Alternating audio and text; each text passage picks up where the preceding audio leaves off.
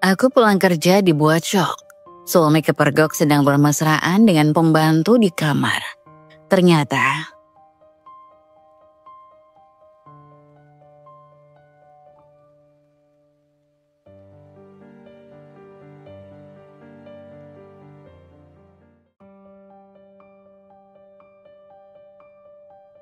aku seorang wanita berusia 30-an yang bekerja di sebuah perusahaan sebagai manajer pemasaran. Pekerjaanku menuntut fokus tinggi, kreativitas tanpa henti, dan tentu saja stamina ekstra untuk menghadapi tekanan yang datang dari atasan maupun klien. Tapi aku mencintai pekerjaanku, meskipun terkadang rasanya seperti sedang berjalan di atas tali tipis dengan angin kencang bertiup dari segala arah. Suamiku Dimas adalah seseorang pria yang penuh dedikasi pada pekerjaannya. Ia memiliki usaha bengkel mobil yang cukup sukses, bahkan menjadi rujukan utama di kota kecil kami. Meski kami berdua sibuk dengan dunia masing-masing, Dimas adalah sosok yang selalu bisa aku andalkan. Ia bukan hanya suami, tapi juga sahabat yang selalu mendukung dan menyemangatiku. Kehidupan rumah tangga kami berjalan lancar, setidaknya sejauh ini.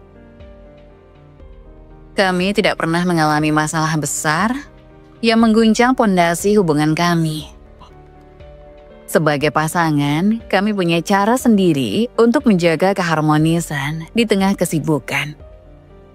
Pagi-pagi, meski harus bergegas ke kantor, aku selalu menyempatkan diri untuk menyiapkan sarapan sederhana, nasi goreng atau roti bakar dengan kopi hitam favorit Dimas. Di waktu-waktu tertentu, kami menyempatkan diri untuk makan malam bersama di luar. Entah di restoran kecil langganan atau sekedar menikmati sate di pinggir jalan. Hal-hal kecil membuat kami tetap terhubung meskipun aktivitas sehari-hari seringkali menyita sebagian besar waktu kami. Namun ada kalanya aku merasa lelah, bukan hanya fisik tetapi juga mental.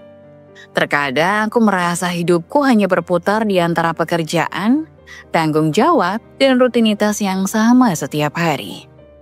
Tapi aku selalu mencoba untuk menjaga keseimbangan atau pekerjaan dan keluarga. Bagiku, menjaga keutuhan rumah tangga adalah prioritas, meski tidak selalu mudah. Dimas sendiri adalah pria yang jarang mengeluh. Bahkan saat aku terpaksa lembur hingga larut malam, atau membawa pekerjaan ke rumah, ia tetap mendukungku. Sesekali aku merasa bersalah karena tidak bisa memberikan lebih banyak waktu untuknya. Tapi Dimas selalu berkata, "Kita ini tim, Sin. Aku tahu kamu juga berjuang untuk kita." Kata-katanya sederhana tapi selalu membuatku merasa tenang. Dalam benakku, aku sering bertanya-tanya, apakah aku sudah melakukan yang terbaik untuk rumah tangga ini? Terkadang aku merasa takut kehilangan keseimbangan itu. Tapi aku percaya, selama kami terus saling mendukung, semuanya akan tetap baik-baik saja. Di awal pernikahan kami, hidup kami seperti mimpi indah yang menjadi nyata. Aku dan Dimas adalah pasangan yang saling melengkapi, sebuah tim yang solid. Aku merasa beruntung memiliki suami yang pengertian dan penuh kasih. Sementara Dimas selalu mengatakan bahwa aku adalah sumber inspirasinya. Kami saling mendukung dalam setiap aspek kehidupan dan karir. Hingga hal-hal kecil seperti memilih warna tembok rumah. Rutinitas kami terorganisir dengan baik. Aku bekerja di kantor sebagai manajer pemasaran, menghabiskan sebagian besar waktuku dengan presentasi, rapat, dan strategi pemasaran yang menuntut ketelitian.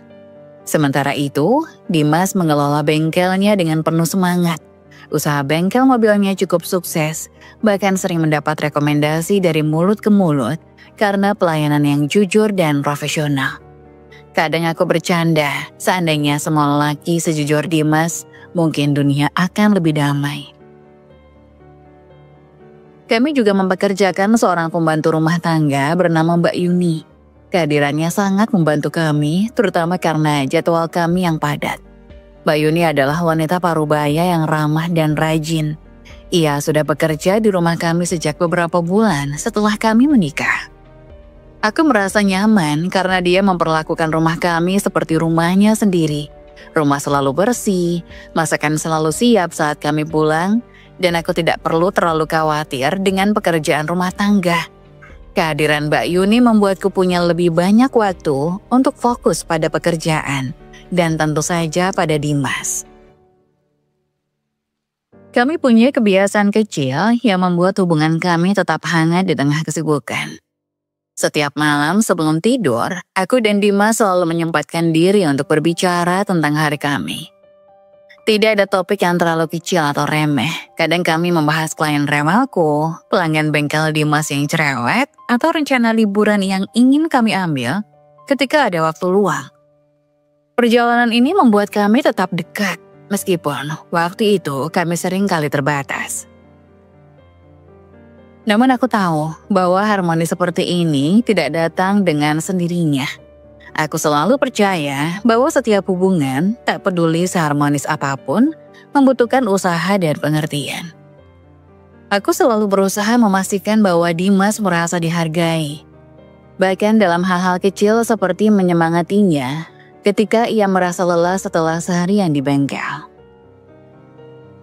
Awal pernikahan kami memang terasa sempurna, tapi seperti roda yang terus berputar, aku tahu bahwa hidup tidak akan selamanya mulus. Ada saat-saat di mana aku merasa khawatir, meski aku tidak tahu pasti apa yang aku takutkan. Mungkin itu hanya perasaan alamiah seorang istri yang ingin melindungi keluarganya. Atau mungkin jauh di dalam hatiku aku tahu bahwa harmoni ini, betapapun indah, akan diuji oleh waktu. Aku hanya berharap apapun yang terjadi, aku dan Dimas bisa menghadapi semuanya bersama-sama. Kepergian Mbak Yuni datang begitu tiba-tiba. Aku masih ingat hari itu. Dia menghampiriku dengan wajah penuh rasa bersalah. "Bu Sinta, maaf sebelumnya, tapi saya harus pulang ke kampung," katanya sambil menggenggam kedua tangannya di depan dada. "Ibu saya sakit parah dan saya harus merawat beliau." Aku terdiam sejenak, mencoba memahami situasinya. Aku tahu betapa Mbak Yuni sangat mencintai ibunya. Sebagai seorang anak, tentu saja itu adalah tanggung jawabnya. Aku tidak bisa memaksanya untuk tetap tinggal, meskipun aku tahu kepergiannya akan membuatku kerepotan. "Maaf Mbak Yuni." "Baik, saya mengerti. Terima kasih sudah membantu kami selama ini," jawabku dengan senyum tipis meski dalam hati aku mulai merasa cemas. Setelah Mbak Yuni pergi, kekosongan yang ditinggalkannya mulai terasa. Tugas-tugas rumah tangga yang selama ini dia tangani, sekarang menjadi tanggung jawabku. Piring-piring kotor menumpuk di wastafel. Lantai rumah yang dulu selalu mengkilap, kini mulai berdebu. Dan cucian yang biasanya sudah rapi disetrika, sekarang berserakan di keranjang. Aku mencoba mengatur ulang jadwal harian, tapi semuanya terasa berat. Pagi-pagi sekali aku harus bangun untuk menyiapkan sarapan dan membersihkan rumah sebelum berangkat ke kantor. Sepulang kerja, aku langsung disambut dengan cucian piring, tumpukan baju kotor, dan lantai yang harus dipel. Malam hari, tubuhku sudah begitu lelah, hingga rasanya hanya ingin langsung tidur. Tapi aku tahu itu tidak mungkin. Rumah tetap harus terlihat rapi setidaknya untuk Dimas. Dimas di sisi lain tampaknya tidak terlalu terganggu dengan situasi ini. Dia tetap sibuk di bengkel sepanjang hari dan pulang dengan wajah lelah. Dia memang membantu sekali, tapi aku tahu bahwa tugas-tugas rumah tangga bukanlah sesuatu yang biasa dia lakukan. Aku pun tidak ingin memaksanya. Bagiku, pekerjaan bengkel sudah cukup membuatnya lelah. Namun aku tidak bisa memungkiri bahwa keadaan ini mulai mempengaruhi hubungan kami. Aku merasa lebih cepat marah dan frustasi ketika Dimas mengeluh tentang hal kecil seperti lupa menyiapkan handuk bersih atau masakan yang terlambat. Aku seringkali merasa ingin meledak. "Maaf mas, aku juga sibuk. Aku nggak bisa selalu ingat semuanya," katanya dengan nada tinggi suatu malam ketika dia mengeluhkan nasi yang terlalu matang. Dimas terdiam, mungkin tidak menyangka aku akan bereaksi seperti itu. Aku tahu sikapku salah, tapi aku benar-benar merasa kewalahan. Rasanya seperti menarik napas di bawah air. Semakin aku berusaha, semakin aku tenggelam. Di sisi lain, aku juga tahu Dimas mungkin merasa kebingungan melihat perubahan sikapku. Kami jarang berbicara panjang lebar seperti dulu, karena aku selalu sibuk mengerjakan sesuatu, atau terlalu lelah untuk memulai percakapan. Aku berpikir untuk mencari pengganti Mbak Yuni, tapi prosesnya tidak semudah yang aku bayangkan. Beberapa calon pembantu yang aku wawancarai tidak cocok, baik karena mereka meminta gaji yang terlalu tinggi, tidak memiliki pengalaman, atau tidak bisa tinggal di rumah seperti Mbak Yuni. Akhirnya aku memutuskan untuk tetap bertahan dan mencoba mengelola semuanya sendiri, setidaknya untuk sementara waktu. Namun dalam hati, aku mulai merasa bahwa sementara waktu ini bisa berubah menjadi sesuatu yang permanen. Pada suatu sore saat Dimas sedang sibuk di bengkelnya, seorang wanita yang tak asing baginya tiba-tiba muncul di pintu. Dengan wajah penuh senyum, wanita itu menyapa.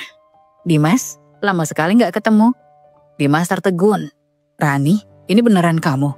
Tanyanya sedikit terkejut tapi juga senang. Rani mengangguk sambil tertawa kecil. Wajahnya tak banyak berubah, masih cantik seperti yang Dimas ingat dari masa remaja mereka. Namun ada guratan lelah di matanya yang menunjukkan kehidupan tidak selalu mudah baginya. Mereka berbincang sejenak mengingat masa lalu mereka di kampung sebelum akhirnya Dimas bertanya. "Kamu ngapain di sini? Aku pikir kamu masih tinggal di kampung." Rani menghela napas panjang. "Aku pindah ke kota beberapa minggu lalu. Aku ingin cari kerja di sini, tapi ternyata nggak semudah yang aku bayangkan ya."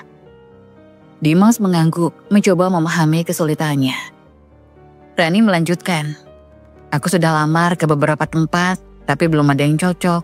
Sekarang aku tinggal sementara di rumah saudara jauh, tapi rasanya nggak enak terus-terusan bergantung sama orang lain." Melihat Rani yang tanpa kesulitan, hati Dimas terasa tersentuh. Dia ingat bagaimana Rani dulu adalah sosok yang tangguh dan mandiri. Namun kehidupannya tampaknya telah membawa tantangan berat baginya. "Kamu ada pengalaman kerja di bidang apa?" tanya Dimas, mencoba mencari solusi. "Aku dulu kerja di toko, ngurus administrasi. Tapi sekarang banyak perusahaan yang minta syarat ini itu. Aku nggak memenuhi semuanya," jawab Rani dengan senyum pahit. Dimas merasa kasihan. Tanpa pikir panjang, ia berkata, "Kalau kamu mau, aku bisa coba bantu. Bengkelku butuh orang buat urus administrasi. Sederhana kok, gak berat, seperti kerja di perusahaan besar." Rani terdiam, matanya berbinar. "Kamu serius, Bos? Aku gak mau ngerepotin kamu loh." Dimas tersenyum. "Tenang aja, aku serius. Kamu bisa mulai kapanpun kamu siap. Ini pekerjaan yang jujur dan gak perlu pengalaman yang rumit. Lagi pula, aku yakin kamu pasti bisa." Rani tampak terharu. Ia mengangguk dengan mata berkaca-kaca. "Makasih Mas Dimas, aku gak tahu harus bilang apa. Kamu baik banget." Setelah percakapan itu, Dimas merasa lega telah membantu seseorang yang ia kenal di masa lalu. Namun ia tidak menyangka bahwa keputusan itu akan membawa konsekuensi dalam hubungannya dengan Sinta. Rani mungkin hanya membutuhkan pekerjaan, tapi kehadirannya perlahan mulai mempengaruhi dinamika rumah tangga Dimas dan Sinta. Ketika Dimas pulang malam itu, ia tidak menceritakan tentang pertemuannya dengan Randi kepada Sinta. Mungkin karena merasa itu hal kecil yang tidak perlu dibahas. Atau mungkin karena ia ingin menghindari pertanyaan yang terlalu mendalam pagi itu. Dimas dengan santai berkata padaku, "Sayang, aku sudah menemukan pembantu baru buat bantuin kamu di rumah. Namanya Rani, dia bisa mulai besok." Aku yang sedang mempersiapkan sarapan langsung menoleh dengan rasa lega. "Syukurlah. Aduh, aku udah capek banget akhir-akhir ini, Mas. Akhirnya kamu mau bantu cari pembantu juga," kataku sambil tersenyum. Aku benar-benar tidak curiga mengira Dimas memang mencari pembantu melalui kenalannya. Dimas hanya sedikit mengangguk dan tersenyum tipis, kemudian langsung sibuk dengan sarapan tanpa banyak berbicara. Ada sesuatu yang terasa sedikit aneh, tetapi aku tidak terlalu memikirkannya. Yang terpenting bagiku saat itu adalah beban rumah tangga yang akhirnya bisa sedikit berkurang. Keesokan harinya, aku sedang bersiap-siap untuk berangkat ke kantor ketika seseorang mengetuk pintu. Dimas yang sedang bersiap pergi ke bengkel membukakan pintu. Nah, ini dia Rani. Aku langsung mendekat untuk menyambut. Tapi langkahku terhenti begitu melihat sosok wanita yang berdiri di depan pintu. Mataku membelalak. Rani, wanita yang pernah diceritakan Dimas padaku sebagai mantan pacarnya di masa lalu, berdiri di sana dengan senyum lebar. Dia mengenakan pakaian sederhana dan membawa sebuah tas besar. "Oh, jadi kamu yang namanya Sinta. Senang sekali akhirnya bisa bertemu," kata Rani dengan nada ramah. Aku terdiam berusaha mencerna situasi. "Rani?" tanyaku menatap Dimas dengan ekspresi penuh tanda tanya. Dimas tampak canggung tapi mencoba tersenyum santai. "Iya, ini Rani, dia butuh pekerjaan, jadi aku pikir mungkin dia bisa bantu kita di rumah." Aku mencoba menjaga ekspresi wajahku agar tetap tenang. Meskipun dalam hati aku merasa ada sesuatu yang salah. "Oh, begitu," kataku, berusaha terdengar ramah. "Selamat datang Rani." Setelah percakapan singkat, aku pamit untuk berangkat ke kantor. Tetapi pikiran tentang kehadiran Rani terus menghantui hidupku sepanjang hari. Kenapa Dimas tidak memberitahuku sebelumnya bahwa dia mempekerjakan mantan pacarnya? Kenapa dia tidak menanyakanku terlebih dahulu? Meski aku berusaha berpikir positif, rasa gelisah mulai tumbuh di hatiku. Hari-hari berikutnya aku mencoba bersikap biasa saja. Rani memang bekerja dengan baik, membantu membersihkan rumah, memasak, dan mengurus berbagai pekerjaan rumah tangga. Aku tidak bisa memungkiri bahwa keberadaannya sangat membantuku, tetapi rasa canggungnya tidak pernah hilang. Setiap kali aku melihat Rani bicara dengan Dimas, meskipun hanya sekedar obrolan ringan, hatiku terasa tidak nyaman. Suatu sore, aku memberanikan diri untuk membahas ini dengan Dimas. Setelah makan malam, ketika Rani sudah masuk ke kamarnya, aku duduk di ruang tamu bersama suamiku. "Mas, aku cuma mau tanya, kenapa kamu gak cerita sebelumnya kalau pembantu yang kamu cari itu ternyata Rani?" tanyaku dengan nada yang kuhindari, terdengar menuduh. Dimas menghela napas. "Aku pikir itu gak penting sayang. Aku cuma mau bantu dia. Dia lagi kesusahan cari kerja. Dan kita juga butuh bantuan di rumah. Lagi pula itu kan udah masa lalu." Aku menatapnya, berusaha mencari kejujuran di matanya. "Aku ngerti Mas, tapi aku juga punya hak untuk tahu. Apalagi dia pernah punya sejarah sama kamu. Aku gak bilang aku cemburu atau gimana ya, tapi ini soal kepercayaan. Aku cuma pengen kamu terbuka sama aku." Dimas terdiam sejenak sebelum menjawab. "Aku gak ada maksud apa-apa sayang. Aku gak mau bikin kamu khawatir. Maaf ya kalau aku salah." Meski ia minta maaf, rasa ganjil itu tidak sepenuhnya hilang. Aku hanya berharap bahwa kehadiran Rani tidak akan mengganggu keharmonisan rumah tangga kami. Hari-hari berlalu dan perasaan aneh itu kian tak bisa kuabaikan. Awalnya, aku mencoba membuang jauh-jauh pikiran buruk yang mungkin hanya hasil dari kecemburuan tak beralasan. Namun ada beberapa hal yang mulai membuatku merasa tidak nyaman. Dimas, yang biasanya sibuk di bengkel hingga larut malam, tiba-tiba sering pulang lebih awal. "Aku cuma mau istirahat di rumah," katanya saat kutanya. Aku memang senang dia lebih sering di rumah, tetapi ada sesuatu yang berbeda dari cara dan sikapnya. Setiap kali Rani berada di dekatnya, ia terlihat lebih ramah dari biasanya. Bahkan, mereka kerap kali terlihat tertawa bersama saat aku sedang sibuk di dapur atau di ruang kerja. Puncaknya terjadi pada suatu sore. Aku pulang lebih awal dari kantor karena rapat yang dibatalkan mendadak. Ketika masuk ke rumah, suasana terasa begitu sunyi. Pintu ruang tamu terbuka sedikit, dan aku mendengar suara tawa samar dari dapur. Dengan langkah pelan aku mendekat dan melihat sesuatu yang membuat jantungku berdetak lebih cepat. Dimas dan Rani berdiri di dapur, terlalu dekat untuk ukuran biasa. Rani sedang memotong buah, sementara Dimas tampak membantunya dengan mengangkat nampan. Namun, ada sesuatu dalam cara mereka berbicara dan tertawa yang terasa akrab, bahkan terlalu akrab. Senyuman di wajah Rani terlihat berbeda, bukan sekedar ramah, melainkan seperti ada sesuatu yang lebih. Aku berdiam, mencoba mengalihkan perhatian mereka.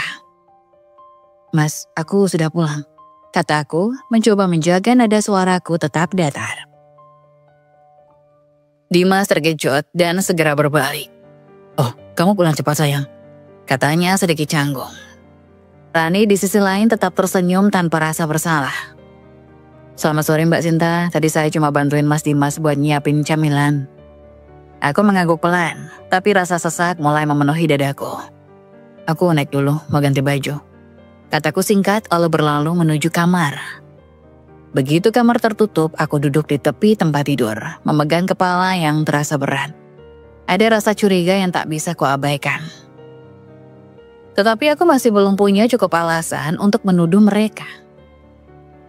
Malamnya, saat makan malam, suasana terasa berbeda. Dimas mencoba mengobrol denganku seperti biasa, tapi aku merasa sulit untuk benar-benar terlibat dalam percakapannya. Rani sesekali ikut bicara, memberikan komentar-komentar kecil yang membuatku merasa seperti orang luar di rumahku sendiri. Aku mencoba bertahan, tapi pertanyaannya terus menghantuiku. Apakah aku berlebihan? Atau ada sesuatu yang benar-benar terjadi di antara mereka?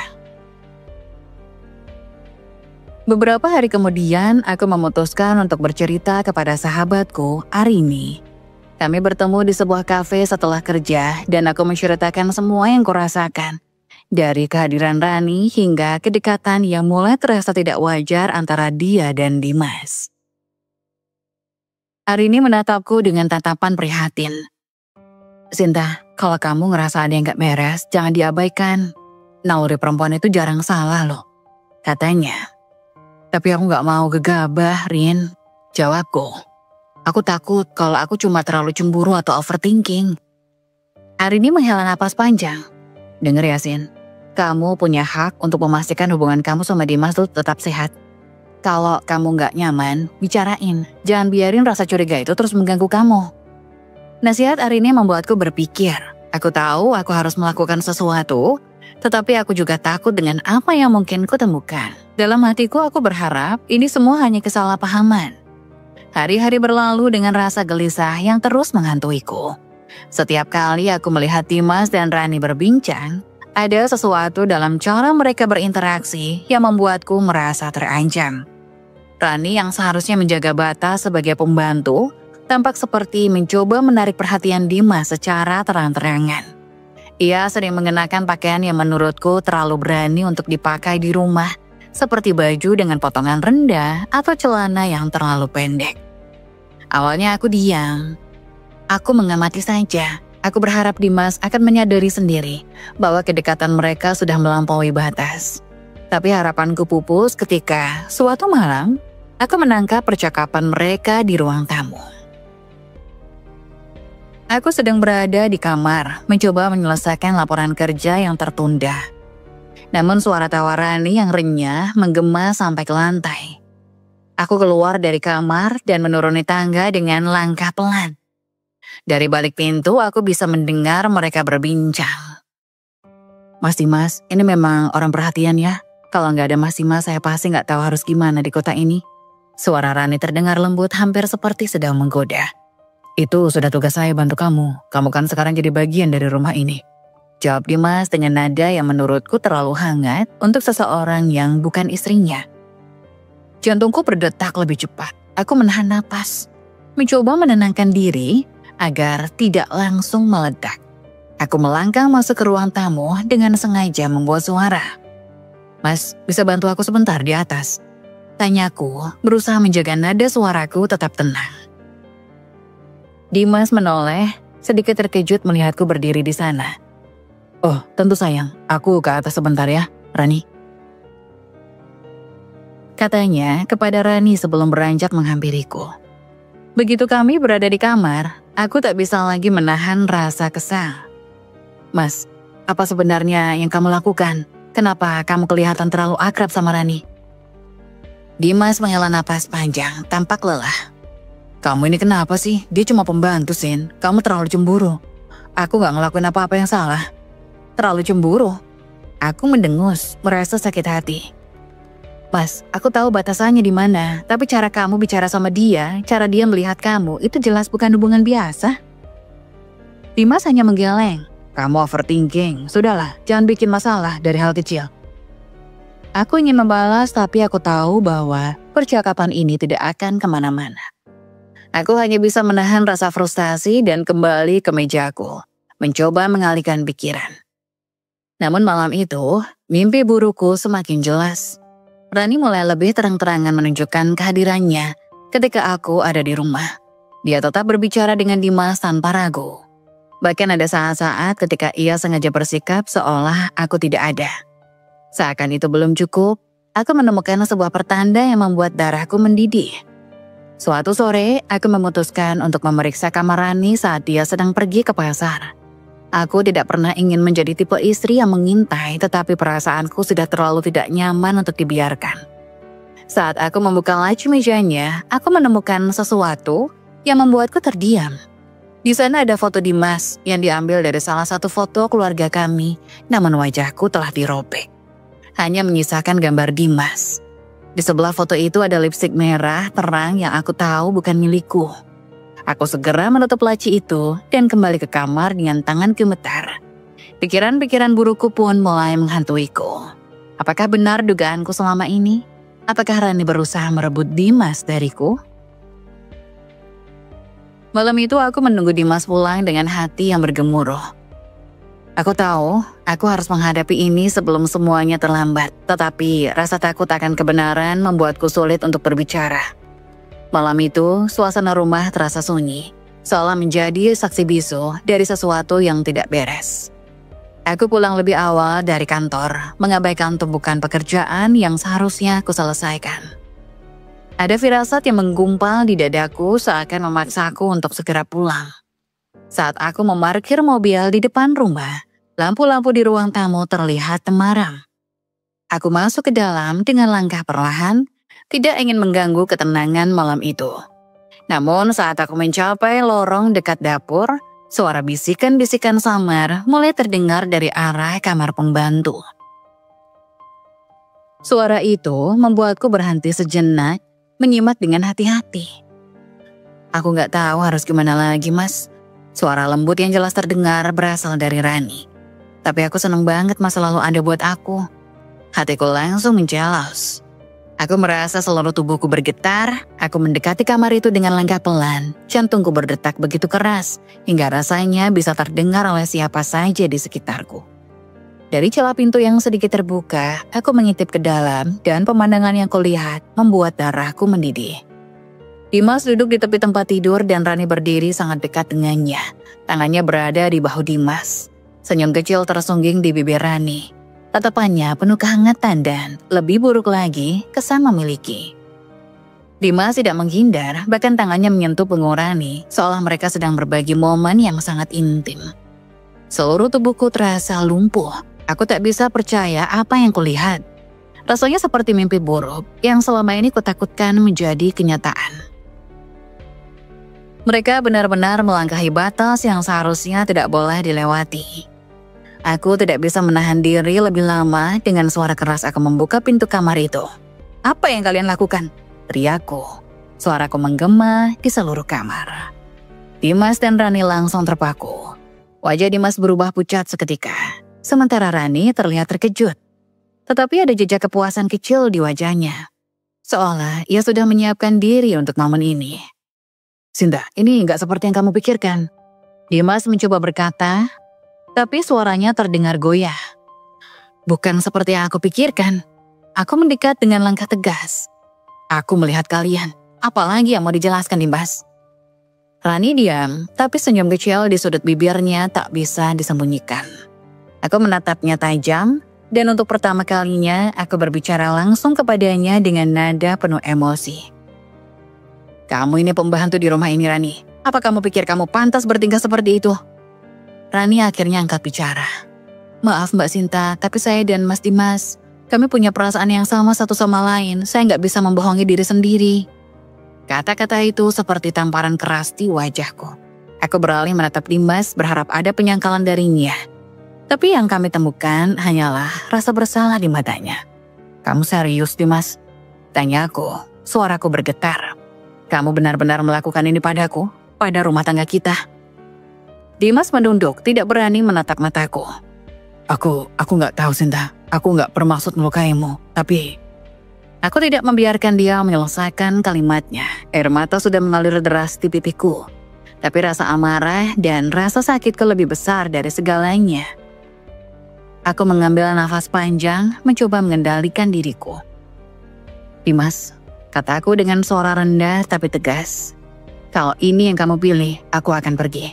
Tapi ingat, aku tidak akan pernah melupakan apa yang kamu lakukan. Tanpa menunggu jawaban, aku meninggalkan kamar itu. Aku kembali ke kamar kami, mengunci pintu, dan menangis tanpa suara. Aku mendobrak masuk ke kamar dengan langkah penuh amarah. Suara pintu terbuka keras menggema, mengejutkan Dimas dan Rani. Mereka berdua memutar kepala ke arahku, wajah mereka penuh keterkejutan. Rani melangkah mundur seolah mencoba menyembunyikan dirinya. Sementara Dimas bangkit berdiri terlihat panik. Sinta, aku bisa jelaskan. Dimas mencoba berkata, tetapi aku memotongnya dengan suara yang hampir bergetar karena emosi. Jelaskan apa Dimas? Jelaskan kenapa kamu, suamiku, ada di sini dengan dia. Aku menekankan kata terakhir sambil menatap Rani tajam. Rasa sakit dan penghinaan berputar dalam dadaku. Begitu berat hingga hampir membuatku sulit bernapas. Itu gak seperti yang kamu kira. Dimas berkata tergesa-gesa, mendekatiku dengan tangan terangkat, seolah mencoba menenangkanku. Aku cuma berusaha membantu Rani. Dia butuh dukungan, dan aku merasa kasihan padanya. Aku mendengus tidak percaya, dengan alasan yang keluar dari mulutnya. Kasihan, suaraku meninggi, hampir histeris. Kasihan, jadi alasanmu mengkhianati aku adalah karena kasihan. Apa kamu pikir aku akan percaya omong kosong itu, Dimas? Rani yang sejak tadi diam akhirnya angkat bicara. Mbak Sinta, saya nggak bermaksud menyakiti perasaan Mbak, tapi saya dan Mas Dimas, kami nggak bisa membohongi perasaan kami. Mendengar kata-kata itu dari mulut Rani membuatku merasa kehilangan kendali. Aku melangkah mendekatinya, menatapnya dengan penuh amarah. Perasaan kalian, jadi kalian merasa cocok begitu? Aku mengejek dengan suara dingin. Kalau begitu kenapa kamu masih ada di rumah ini, makan dari uangku dan berpura-pura menjadi pembantu? Rani terdiam. Tapi tatapannya tidak menunduk. Ada sesuatu di matanya yang membuatku semakin marah, seolah ia merasa tidak bersalah atau bahkan merasa bangga. Dimas kembali mencoba menengahi. Sinta, ini semua salahku. Aku gak bermaksud melibatkan Rani sejauh ini. Aku bingung harus bagaimana. Bingung? Aku menatapnya tajam. Suaraku penuh emosi. Kamu bingung? Kamu tidak bingung saat membawanya ke rumah ini tanpa persetujuanku? Kamu tidak bingung saat menghabiskan waktu bersamanya di belakangku dan sekarang kamu bingung? Aku hampir berteriak. Dimas tampak semakin canggung, mencoba mencari kata-kata. Tetapi aku tidak memberinya kesempatan. Air mataku mulai mengalir, tetapi aku tetap berdiri dengan kepala tegak. Aku sudah memberikan segalanya untukmu, Dimas. Aku mendukungmu saat kamu membangun bengkel dari nol. Aku bekerja siang dan malam untuk membantu perekonomian kita. Dan ini balasan yang aku dapat, pengkhianatan. Dimas terdiam, wajahnya dipenuhi rasa bersalah, tetapi tidak ada satupun kata pembelaan yang keluar dari mulutnya. Aku mengalihkan tatapanku ke Rani yang berdiri dengan canggung di dekat tembok. Kamu, aku berkata dengan suara dingin. Kamu tahu dia sudah menikah tapi tetap memilih menghancurkan rumah tangga kami. Apa kamu tidak punya rasa malu? Rani terlihat ragu, tapi kemudian berkata dengan nada yang terdengar penuh keyakinan. Saya tidak ingin merebut Mas Dimas dari Mbak, tapi kalau Mas Dimas merasa lebih bahagia bersama saya, apa salahnya? Pertanyaan itu seperti menusuk jantungku. Aku tertawa pahit. Bahagia? Jadi kamu pikir kebahagiaanmu lebih penting daripada kehancuran rumah tangga orang lain? Rani tidak menjawab. Ia hanya menunduk. Tapi aku tidak peduli lagi. Aku berbalik menatap Dimas yang kini berdiri seperti orang yang kehilangan arah. Kamu sudah membuat pilihan, Dimas. kataku. Suaraku bergetar dan pilihanmu bukan aku. Dengan itu, aku meninggalkan mereka berdua di kamar itu. Aku berjalan ke kamar utama, mengunci pintu, dan membiarkan air mataku mengalir deras. Aku berdiri tegak di tengah ruang tamu. Suaraku menggema dengan ketegasan yang belum pernah kurasakan sebelumnya. Semua rasa sakit, kecewa, dan kemarahan yang menumpuk selama ini akhirnya keluar dalam bentuk kata-kata yang tajam. Keluar, aku berkata dengan suara yang tak terbendung lagi. Kalian berdua keluar dari rumah ini sekarang. Dimas yang masih terlihat bingung tampak terkejut dengan kekuatan kata-kataku. Ia mendekat ingin meraih tanganku tetapi aku menarik diri dengan cepat. Mataku menatap matanya dengan tajam. Dan aku bisa melihat ketakutan yang ada di sana. Tapi itu tidak mengubah apapun. Rasa sakitku jauh lebih besar daripada apapun yang bisa ia katakan atau lakukan. Sinta, dengar dulu. Dimas mencoba berkata, suaranya rendah, penuh penyesalan. Aku minta maaf, aku benar-benar salah. Aku tidak tahu kenapa ini bisa terjadi. Aku menyeringai dengan pahit. Tidak tahu. Kamu tidak tahu kenapa. Semua ini terjadi karena kamu memilih untuk mengkhianatiku, Dimas. Kamu tahu betul apa yang kamu lakukan. Suaraku semakin meninggi, penuh amarah. Kamu memilih dia daripada aku, daripada keluarga kita. Rani berdiri di belakang Dimas tampak cemas tapi tetap diam. Wajahnya kosong seolah tak tahu harus berbuat apa. Aku sudah tidak peduli lagi dengan ekspresinya. Semua perhatian dan pikiranku tertuju pada Dimas suamiku yang kini bukan lagi orang yang aku kenal. Aku sudah cukup banyak memberi kesempatan Dimas, tapi pengkhianatan ini yang terakhir. Aku menahan tangis, berusaha untuk tetap tegar meskipun hatiku terasa hancur. Kamu dan Rani, kalian berdua tidak pantas lagi tinggal di rumah ini. Dimas terdiam sejenak, terlihat sangat kesal dengan dirinya sendiri. Ia menundukkan kepala, seolah mencari kata-kata yang tepat. Sinta, tolong jangan buat keputusan ini. Aku masih mencintaimu, aku ingin bersamamu. Aku terkesiap mendengar kata-kata itu, tapi aku segera menahannya. Tidak ada lagi cinta, Dimas. Kamu sudah menghancurkannya dengan tanganmu sendiri. Kataku dengan tegas. Jangan berpikir bisa kembali ya setelah apa yang sudah kamu lakukan. Ini sudah cukup. Rani tampaknya tidak bisa lagi menahan diri. Ia melangkah maju mencoba berbicara. Mbak Sinta, saya benar-benar gak bermaksud seperti ini. Saya cuma merasa aku tidak ingin mendengarkan penjelasanmu. Potongku dengan tegas. Kamu dan Dimas, kalian berdua pergi sekarang juga. Dimas mencoba untuk mendekat lagi, tetapi aku melangkah mundur. Tak memberi ruang untuknya. Jangan coba mendekat padaku, Dimas. Jangan coba bersikap manis lagi. Kamu sudah menunjukkan siapa dirimu sebenarnya. Kamu bukan lagi suami yang aku kenal. Tiba-tiba Dimas menunduk, seolah kehilangan arah. Sinta, kata-katanya tersangkut di tenggorokan. Aku tahu aku salah, tapi aku akan berubah, aku janji. Aku bisa buktikan. Namun aku tidak lagi bisa percaya pada janji-janji itu. Setelah semua yang telah terjadi, tidak ada yang bisa mengubah kenyataan bahwa dia telah mengkhianatiku. Aku sudah terlalu terluka dan hatiku sudah terlalu hancur untuk memberi kesempatan lagi. Aku tidak ingin melihatmu lagi, Dimas. Kataku, kali ini dengan lebih lembut meskipun tetap keras. Keluar, jangan kembali lagi. Rani terlihat seperti ingin mengucapkan sesuatu. Tetapi dia hanya terdiam di sana, menyadari bahwa kata-kata apapun tak akan bisa memperbaiki keadaan. Aku bisa melihat rasa bersalah di wajahnya, tapi itu tidak cukup untuk menghapus luka yang telah mereka buat. Dengan langkah berat, Dimas akhirnya berbalik dan berjalan menuju pintu. Rani mengikutinya, tidak berani berkata apa-apa. Aku berdiri di sana, menatap mereka pergi, dan merasa sebuah kesedihan yang begitu dalam. Terdengar suara pintu tertutup, dan seketika itu juga rumah terasa sepi. Aku berdiri lama di ruang tamu, mencoba mencerna apa yang baru saja terjadi. Semua yang aku percayai, semua yang aku banggakan, hancur begitu saja. Semua impian tentang masa depan bersama Dimas lenyap dalam sekejap. Tetapi, meskipun hatiku terluka, aku tahu aku sudah membuat keputusan yang benar. Tidak ada ruang lagi untuk pengkhianatan dalam hidupku. Dengan langkah pasti, aku mulai mengatur ulang kehidupanku. Meski penuh rasa sakit, aku tahu bahwa aku harus kuat. Hari-hari setelah pengusiran itu terasa berat, tapi aku tahu bahwa aku harus mengambil langkah selanjutnya.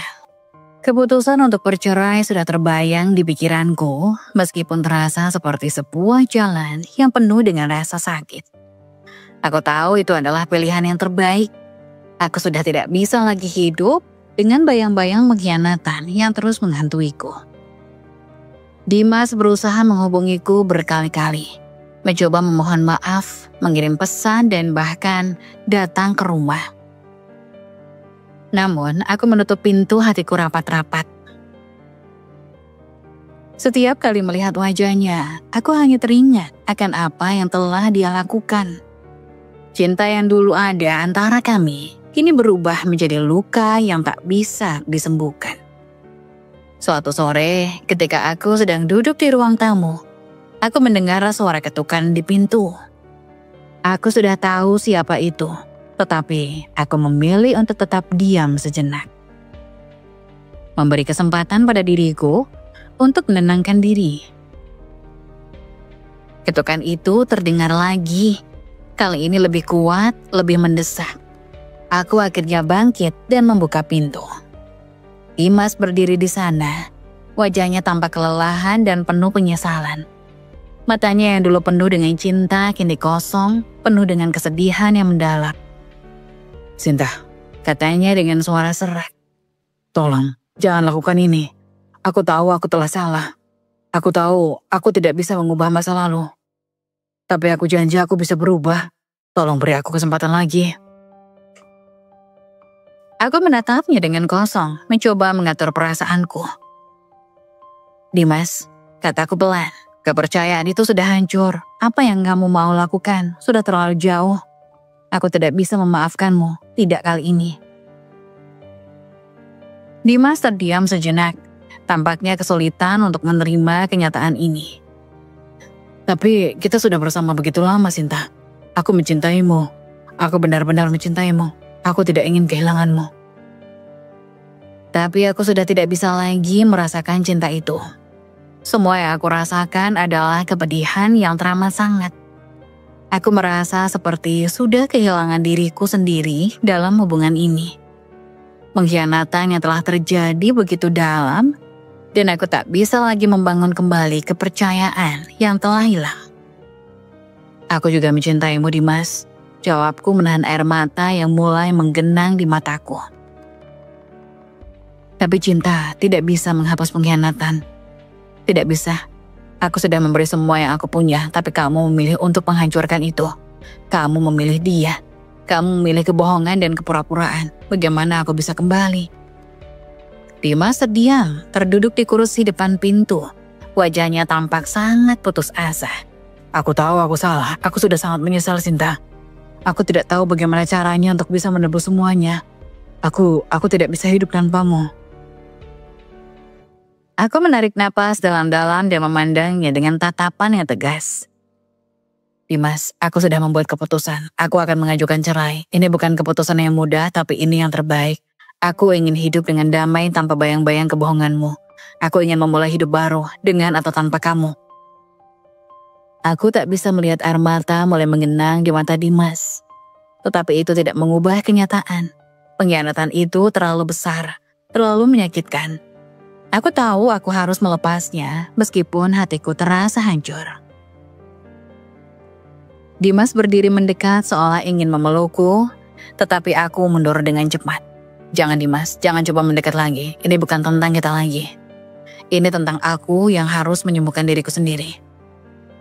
Ia berdiri terdiam beberapa detik, mencoba menyusun kata-kata yang tak kunjung keluar. "Aku tidak tahu lagi apa yang bisa aku katakan. Aku minta maaf, Sinta. Aku benar-benar minta maaf." Aku menatapnya untuk terakhir kalinya, merasakan campuran rasa sakit dan kelegaan yang aneh. "Terlambat, Dimas, terlambat," jawabku pelan. Dimas menunduk, lalu perlahan-lahan berbalik dan berjalan lagi, tanpa sepatah kata pun. Aku berdiri di sana, di ambang pintu, menatapnya pergi. Hatiku terasa kosong, namun aku tahu ini adalah langkah yang benar. Tak ada lagi ruang untuk pengkhianatan dalam hidupku. Setelah itu, aku mulai mempersiapkan proses perceraian. Aku menemui pengacara dan mengurus segala sesuatu dengan hati yang berat. Setiap langkah yang kuambil terasa seperti beban yang semakin berat. Tetapi aku tahu ini adalah bagian dari perjalanan untuk menemukan kembali diriku sendiri. Aku masih merasa hampa, masih terpuruk dalam kenangan tentang Dimas. Namun aku tidak akan membiarkan diriku terjebak dalam masa lalu. Aku harus bergerak maju meskipun penuh dengan rasa sakit. Perceraian ini adalah awal dari perjalanan baru dalam hidupku. Mungkin perjalanan ini tidak mudah dan mungkin ada banyak rintangan yang harus aku hadapi. Tetapi aku tahu aku bisa melaluinya. Hari-hari setelah perceraian aku berjalan perlahan. Namun aku mulai merasa kelegaan. Meski rasanya seperti hidupku baru saja dihancurkan, aku tahu ada banyak hal yang harus aku bangun kembali. Aku mulai menata hidup, bukan hanya fisik dan emosional, tetapi juga tujuanku dalam hidup. Karirku menjadi fokus utama dalam hidupku setelah perpisahan itu. Aku kembali dalam pekerjaan yang selama ini sempat terabaikan, dan aku merasa lebih bersemangat dari sebelumnya. Sebagai seorang manajer pemasaran, aku menyadari betapa pentingnya untuk tidak hanya mengandalkan pasangan, tetapi juga untuk memiliki tujuan dan passion yang bisa memberi kebahagiaan dan pencapaian pribadi. Setiap proyek baru, setiap pencapaian kecil memberikan rasa bangga dan pengingat bahwa aku masih bisa berdiri di atas kaki sendiri. Di luar pekerjaan, aku juga mulai lebih banyak meluangkan waktu untuk diriku sendiri. Aku mulai berolahraga, merawat diri, dan menjalani kegiatan yang dulu hanya aku impikan. Aku mengikuti kelas yoga, berkumpul dengan teman-teman lama, dan mengeksplorasi tempat-tempat yang belum pernah aku kunjungi sebelumnya. Aku merasa hidupku kembali menjadi milikku. Aku tidak lagi hidup dalam bayang-bayang masa lalu, tetapi dalam kebebasan untuk membuat keputusan dan menjalani hidup sesuai dengan apa yang aku inginkan. Meskipun masih ada sesekali kenangan yang datang, aku tidak membiarkan itu menghancurkan diriku. Aku sudah belajar untuk melepas masa lalu, memaafkan diriku sendiri, dan melangkah maju. Aku tahu ada banyak hal di dunia ini yang lebih besar dari kesedihan yang pernah aku rasakan. Aku juga mulai menyadari bahwa kebahagiaan sejati tidak datang dari orang lain, melainkan dari diriku sendiri. Aku tidak perlu bergantung pada pasangan untuk merasa lengkap, karena aku sudah cukup. Aku sudah memiliki kekuatan untuk menjalani hidup dengan penuh harapan. Dan itu lebih berharga daripada apapun yang pernah aku cari dalam hubungan sebelumnya. Aku juga mulai menyadari bahwa kebahagiaan sejati tidak datang dari orang lain, melainkan dari diriku sendiri. Aku tidak perlu bergantung pada pasangan untuk merasa lengkap, karena aku sudah cukup. Aku sudah memiliki kekuatan untuk menjalani hidup dengan penuh harapan. Dan itu lebih berharga daripada apapun yang pernah aku cari dalam hubungan sebelumnya. Di sini, dalam perjalanan hidup yang baru ini, aku memilih untuk melangkah dengan kepala tegak. Masa lalu meskipun penuh luka adalah bagian dari siapa aku sekarang. Aku tidak lagi melihatnya sebagai sesuatu yang menghalangi, tetapi sebagai pelajaran berharga yang membentuk diriku menjadi lebih kuat. Aku tidak tahu apa yang akan datang di masa depan, tetapi aku tahu satu hal, aku siap menghadapi apapun dengan hati yang terbuka. Perjalanan hidup ini masih panjang dan aku tidak sabar untuk terus mengeksplorasi apa yang dunia tawarkan. Tanpa rasa takut, tanpa beban. Aku akan terus melangkah karena aku tahu meskipun jalannya tak selalu mulus, aku memiliki kekuatan untuk melewatinya.